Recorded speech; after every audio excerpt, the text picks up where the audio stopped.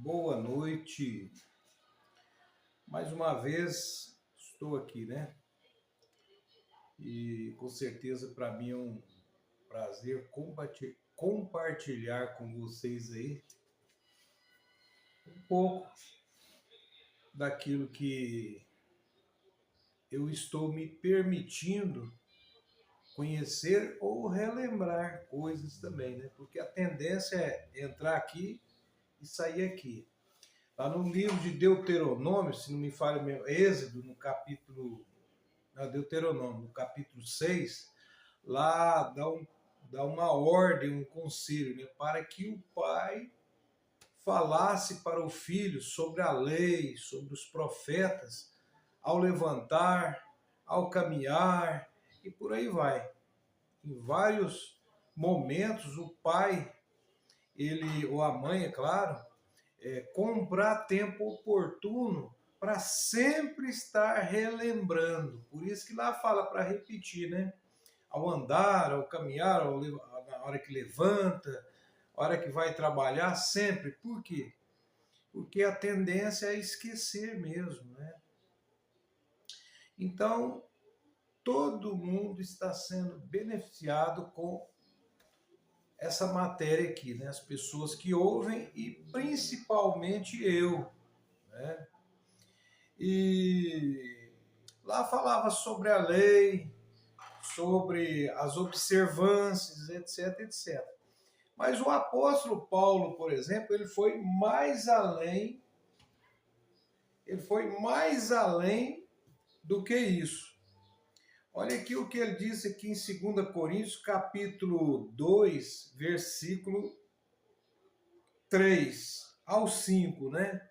Olha aqui que texto forte. 2 Coríntios, capítulo 10, versículo 3 ao 5. Olha aqui, que interessante, ó. Pois, embora andemos na carne, não travamos combate segundo que somos na carne. Porque as armas de nosso combate não são carnais, mas poderosas em Deus. Olha, ao ponto que nos interessa aqui bastante. O ponto-chave. Diz assim: porque as armas de nosso combate não são carnais, mas poderosas em Deus, ó, para demolir as coisas fortemente entrincheiradas. Pois estamos demolindo raciocínios e toda coisa altiva levantada contra o conhecimento de Deus. Tá vendo que interessante? E se eu demorar um pouquinho aí aqui, porque eu tô aprendendo aí a mexer aqui com esse tablet aqui, certo?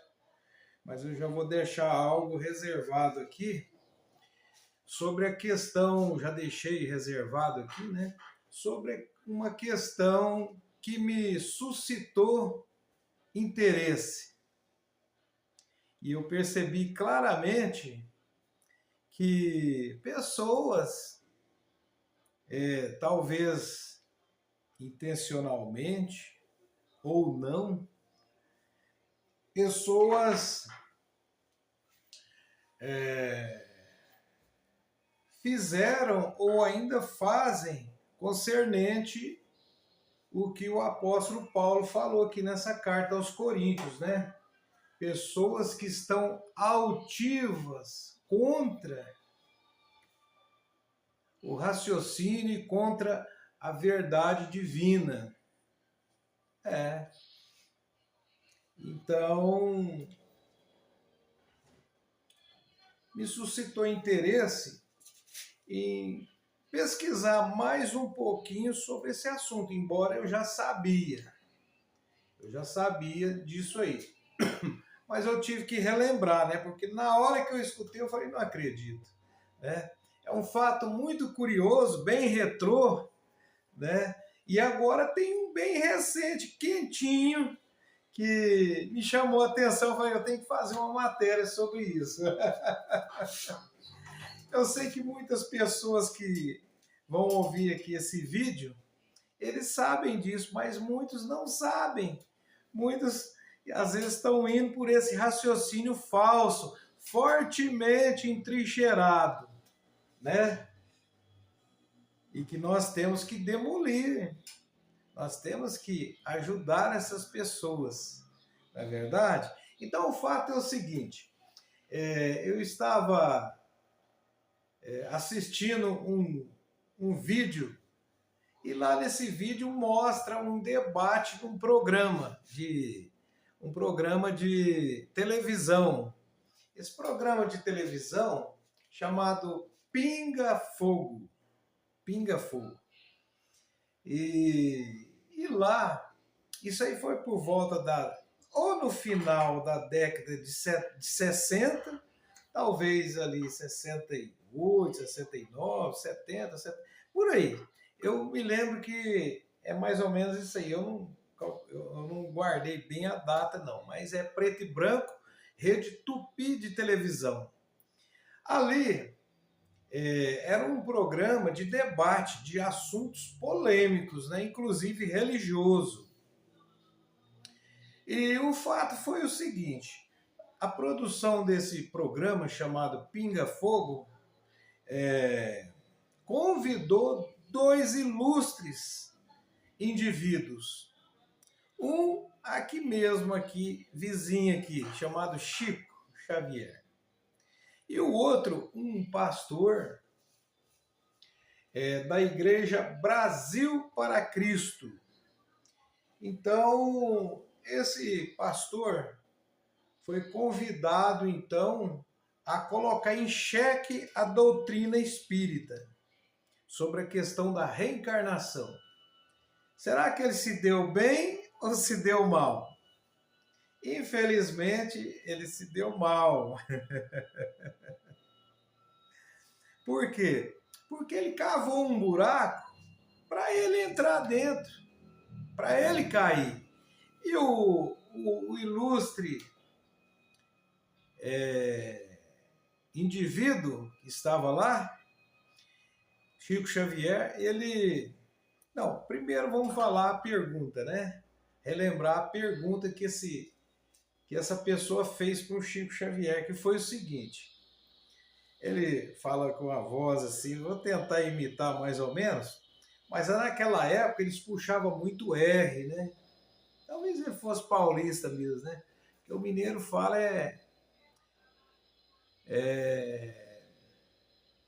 com um R diferente, né? Vamos dizer assim. Aí é o seguinte, o camarada fez a pergunta dizendo assim, ô Chico Xavier, eu gostaria que você explicasse aqui para toda a população do Brasil, que você então explicasse. Eu respeito muito, você é uma pessoa religiosa, sem dúvida nenhuma, reconhecida no Brasil e até em outros países. Tenho muito respeito por você, mas eu gostaria que você respondesse de uma forma bem contundente. Respondesse para o povo, mas uma resposta realmente digna da sua sabedoria. Mais ou menos assim que ele falou. Então, Chico Xavier, se tinha 4 pessoas no mundo,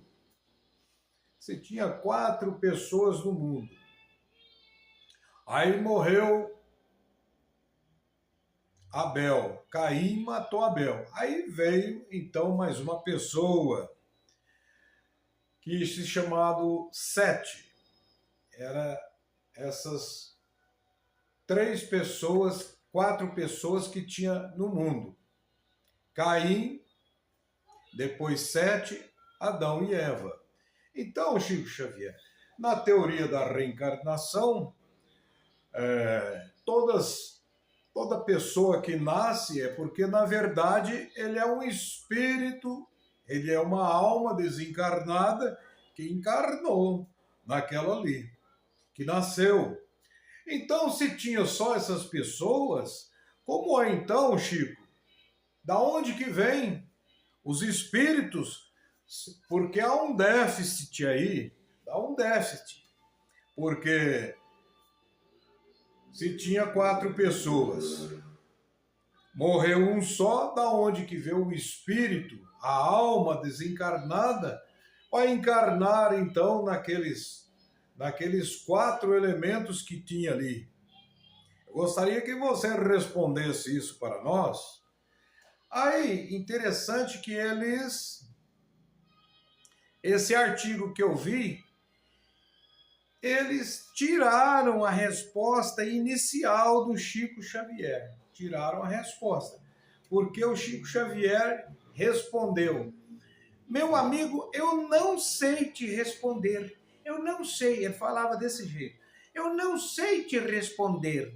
Eu não posso lhe dizer nada porque eu não sei de onde que veio o espírito para aquelas pessoas. Realmente eu não posso afirmar para você da onde que veio, eu não sei. Tava assim lá. E depois eles tiraram, eles cortaram esse pedaço, né? Então, achei muito interessante, né, eles fazerem esse corte. Qual será o motivo, né? Bom, qual foi a resposta do Chico Xavier?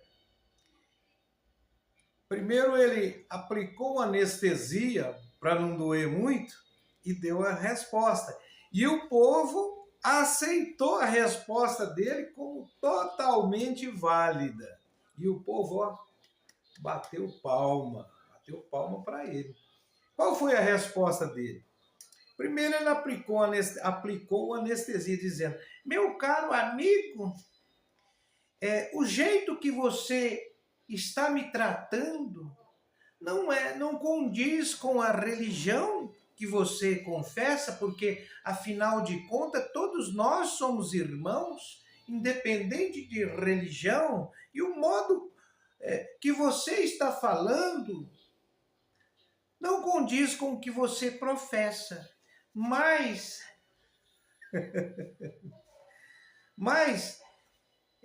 eu acho que nós devemos reservar tempo para nós lermos os escritos sagrados com maior densidade, com um estudo mais profundo. Porque a Bíblia, por exemplo, se você mesmo diz, olha o buraco que o pastor cavou, se você mesmo disse que tinha 4 pessoas no mundo, então veja bem, aonde que Caim arrumou a sua esposa? E ele foi por uma terra lá, e lá ele conheceu a sua esposa, a terra de Nod. Da onde? Que cidade? Que povo é esse de Nod? Então, a Bíblia não diz tudo, não afirma tudo. E aí, ele sugeriu que a Bíblia Sagrada é incompleta e colocou numa posição o relato de Gênesis, como que, mesmo que de maneira implícita, colocou como um relato muito superficial e colocou também em pauta que a Bíblia não tem tudo e que pode ter um lugar aí para o espiritismo aí, que poderia também ter até outras populações, e que Jardim do Éden, Adão e Eva, etc., é uma historinha. No fundo, ele quis dizer isso aí, né? Primeiro ele falou de escrito sagrado e tal, etc., papapá, né? Mostrando respeito, mas ele colocou em xeque aquilo que a Bíblia diz, que existiam aquelas pessoas ali, realmente houve um tempo que tinha realmente os primeiros filhos e o Adão e Eva, isso é verdade. Mas no momento do assassinato que houve, né, entre Caim matou Abel, então ali será que tinha só essas 4 pessoas? Então foi aí que o pastor errou, né? Porque a Bíblia não é um livro de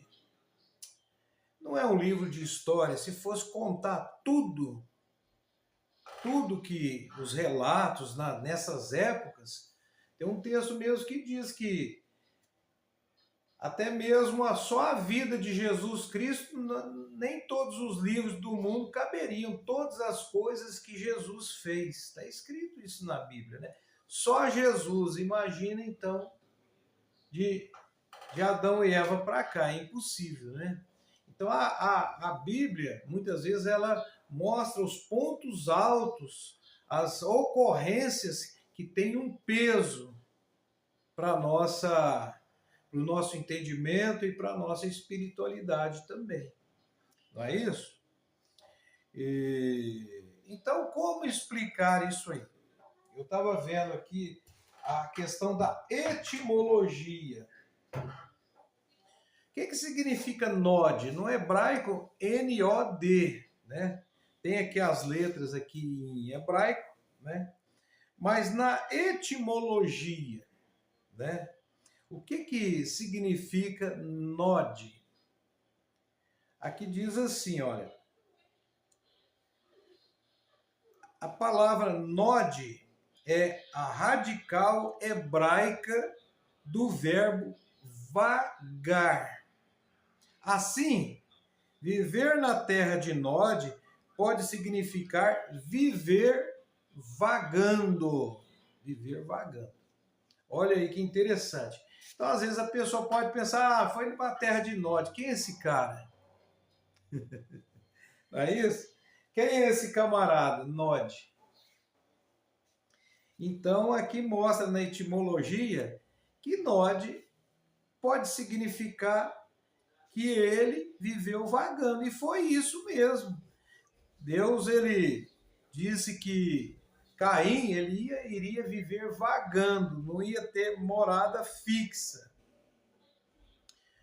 Talvez foi o primeiro cigano, não é verdade? A gente não sabe, eu não pesquisei isso aí. Mas olha aí que interessante. Então a terra de Nod pode significar isso, porque não fala que é uma pessoa. Não é interessante? Então veja bem. Aí, mas como assim? Ele conheceu a sua esposa lá na terra de Nod. O que nós podemos entender disso? Então aí, ó, ele arrumou até uma esposa lá na terra de Nod. Conheceu uma mulher lá e casou. A pessoa pode pensar assim, né? Como eu estava dizendo, isso é no passado, mas, por minha surpresa, um líder religioso aí, se é assim que se pode dizer, um que tem barba, cabeludo, né? Ele disse também a mesma coisa. Ele colocou em xeque aí a autenticidade da Bíblia, né? Dizendo que ela é um livro incompleto também e com o mesmo raciocínio. Esse camarada é evangélico, né? Se não me engano, acho que Caio, não sei das quantas, um negócio assim. Eu não lembro assim bem o nome dessa pessoa. Faz tempo que eu vi essa matéria. Então,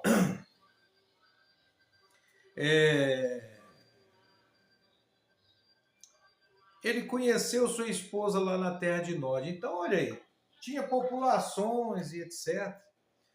Então, como que significa, como que nós podemos entender esse conheceu a sua esposa? Então, nós podemos ir para Mateus capítulo 1, que ali diz sobre o anjo dizendo, né? Que não era para José tocar em Maria, até que o menino nascesse. E lá diz, e José não conheceu Maria até que o menino então nascesse. Mas veja bem, só para dar mais uma pincelada aqui. Se José era noivo de Maria, eles eram da mesma região, provavelmente da mesma cidade, da mesma religião também, né, vamos dizer assim. Como é que ele só veio a conhecer Maria depois que o menino nasceu? Ele já conhecia ela. Então, esse conhecer aí é um eufemismo de relação sexual, certo? Então, José não teve relação com Maria até que o menino nascesse. Fica também subentendido que José teve relação com Maria depois que o menino nasceu. Isso é bem óbvio, né? Óbvio. Não precisa ser nenhum expert para entender isso aí, né? Então, isso aí matando 2 coelhos com a cajadada só. Não é isso? Então, chegou lá na terra de Nod, então ele conheceu a sua esposa lá, ou seja, teve relações com ela, e lá ela deu à luz um filho chamado Enoque. E Enoque, esse nome Enoque, foi dado para uma fundação de uma cidade, né? De uma cidade que Caim fundou, né? Flávio Joséfo, ele dá um relato interessante também aqui, ó. Antiguidades Judaicas, do escritor e historiador Flávio Joséfo. Diz assim, ele diz que Caim teria continuado sua crueldade. Ele era um cabra perigoso, matou até seu irmão. E lá ele continuou, então, a sua crueldade. Recorreu à violência, roubos, estabeleceu pesos e medidas, transformou uma cultura humana inocente em uma de astúcia e engano. Estabeleceu divisas de propriedades e construiu uma cidade fortificada. Olha aí que interessante. Ah, mas então tinha gente lá, porque quem é que ele matou? Só estava ele e o filho dele e a esposa dele. Como que é isso aí? Ah, olha aí, tá vendo? Então, esse foi o erro lá do pastor lá, dizer que tinha 4 pessoas no momento do assassinato de Abel. A Bíblia não diz que tinha só 4 pessoas. Esse é que é o detalhe. Esse é que é o detalhe importante. Porque a Bíblia não diz, olha, tinha só 4 pessoas no mundo. Não fala isso. A Bíblia centralizou esse ponto alto aí, desse acontecimento, com os 2 filhos de Adão e Eva. Certo? Mas na Bíblia diz que entre mentes, me esqueci agora se é com I ou com E, fugiu da mente agora. Entre mentes, nasceram-lhe filhos e filhas. Filhos e filhas. Olha aí. Nós sabemos de um caso que foi necessário aí para continuar uma genealogia pura, né? Então Ló teve relação com 2 de suas filhas, porque estava só os 3 ali e não podia acabar ali a genealogia. E Ló não queria que as suas filhas casassem com pessoas de uma genética péssima, pessoas perigosíssimas. Então, foi necessário isso. No começo, aliás, estava mais perto da perfeição, não dava problema nenhum genético. Hoje não, hoje dá. Mas naquela época não, e Deus permitiu para que a humanidade crescesse. Então, na Bíblia não diz quantos anos que teve essa briga lá com Caim e Abel, quantos anos eles tinham. Na Bíblia fala que Adão e Eva viveram milhares, centenas e centenas de anos, né? Tiveram filhas e filhos. Então, nessa época, já existiam outras cidades pequenas, a humanidade ainda estava no começo. Então, Caim pegou uma da sua parentela e fugiu. E foi vagar lá para aquele lado da outra terra lá, que estava ali, perto ali do Éden ali. Ele foi vagar, tipo um cigano. Em determinado momento, então ele fundou uma cidade.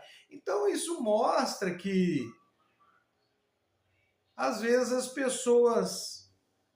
pessoas concluem uma ação, um pensamento, sem ver todos os fatos e ainda mais tenta descredenciar a palavra de Deus. Porque esse relato de Gênesis, do Jardim do Éden, etc., Jesus, ele confiava plenamente nisso, sem nenhuma sombra de dúvida. Quando perguntaram para ele sobre o divórcio, o que ele mencionou? Ele falou assim, olha, aquilo que Deus, lá no passado, pôs sobre o mesmo jugo, não separe o homem. Porque esse não foi o caso desde o princípio. Deus permitiu o divórcio por causa da dureza dos vossos corações. Então ele disse que não é o caso desde o princípio. Qual o princípio? Lá de Adão e Eva, que Deus pôs sobre o mesmo jugo. Então veja bem, um camarada que se diz religioso, dizer que a Bíblia é um livro incompleto, que o Jardim do Éden é uma historinha, e que, para mim, uma pessoa dessa não poderia afirmar ser cristão, né? Porque ele coloca em xeque esse relato tão importante que foi colocado ali na Bíblia Sagrada e canonizado com certeza. Então, é sobre esse assunto que eu queria falar hoje. Espero que tenham entendido ele, porque isso ajuda com certeza as pessoas a continuar exercendo fé na palavra de Deus, o livro infalível que é a Bíblia Sagrada. Um abraço aí e até mais. Eu vou preparar uma outra matéria falando sobre um assunto importante também.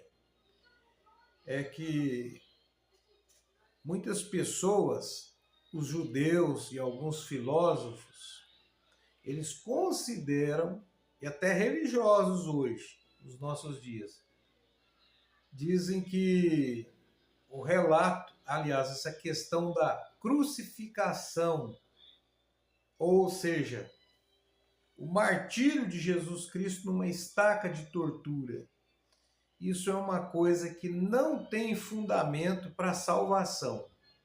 Os judeus, a maioria até hoje, diz que não tem fundamento, não é válido o que Jesus fez. Muitos filósofos e hoje pessoas que se dizem religiosas também. O que Paulo falou? Qual foi vamos dizer assim, o contraste que Jesus fez? Aliás, que Paulo fez sobre